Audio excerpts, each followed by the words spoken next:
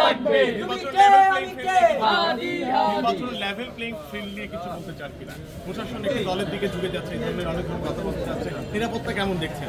এখন দেখেন, যদি আমাদের কথা জিজ্ঞাসা করেন তাহলে আমরা বলবো যে আলহামদুলিল্লাহ এখন পর্যন্ত এরকম অসুবিধা কেউ তৈরি করছে না। তবে যদি সারা বাংলাদেশের চিত্র যদি আমরা বলি, যারা হচ্ছে প্রার্থিতা করছে বা প্রতিনিধিত্ব করতে এসেছে জনগণের হয়ে, তাদের দৃশ্যপট যদি একটু ভেবে বলি তাহলে বলা যায় যে আসলে লেভেল প্লেইং ফিল্ড এখন পর্যন্ত তৈরি করা যায়নি।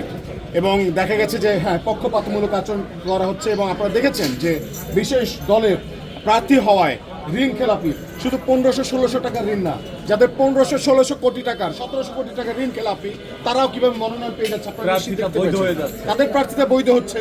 বা শুধুমাত্র অবৈধ ঘোষণা করছিল তাসনিম যারা আপুদের মতো, যারা হচ্ছে মানুষের জন্য কথা বলতে চায়, তাদের হচ্ছে মনোনয়ন কিভাবে বাতিল করা হচ্ছে প্রশাসনের আইন দেখিয়ে, আপনারা সেটাও দেখতে পেয়েছেন। তো আমরা যেটা দেখতে পাচ্ছি আর কি, আমাদের চোখে যেটা আসছে সেটা মনে হচ্ছে যে হয়তো একটা প্রচেষ্টা চালাবে জুলুমবাজেরা, যারা জুলুম করতে চায় ফ্যাসিস্টদের সহযোগিতা নিয়ে, তারা একটা হয়তো প্রশাসনের ফ্যাসিস্টটা তো এখনো যায় না। এক্স্যাক্টলি প্রশাসনের আমরা তো সরাইতে পারি না। আমরা যদিও স্বৈরাচারের সেই মানে আমি একা বলছি না, জনগণ বলছে। আপনি ভাই আসেন বলেন আপনাদের যে কথা সেগুলো বলা শুরু করেন। আমরা তো আসলে ফ্যাসিস্টকে সরাইছি শুধুমাত্র